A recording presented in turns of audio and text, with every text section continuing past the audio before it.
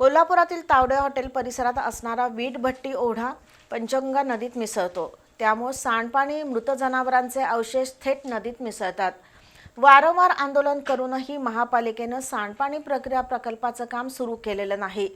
5 जूनपर्यंत STPसाठी भूसंपादन झालं नाही तर आंदोलन करण्याचा इशारा नागरी कृती समितीनं दिलाय.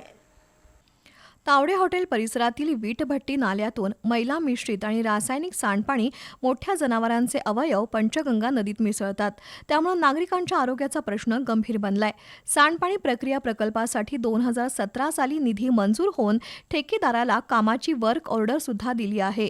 पण या प्रकल्पासाठी आवश्यक जागेसाठी महापालिकेनं कसलीही हालचाल केलेली नाही.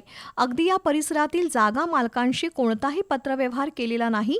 या पार्श्वभूमीवर अतिरिक्त आयुक्त रविकांत अडसूळ यांनी गुरुवारी कृती समितीच्या शिष्टमंडळासमवेत बैठक घेतली.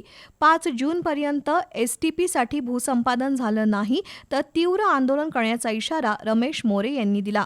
या बैठकीला अशोक पवार, महादेव जाधव, चंद्रकांत पाटील, विजय जाधव, विनोद डुणू, प्रकाश आमते, जलाभियंता हर्षजित घाटगे, प्रकल्प अभियंता सुरेश पाटील उपस्थित होते.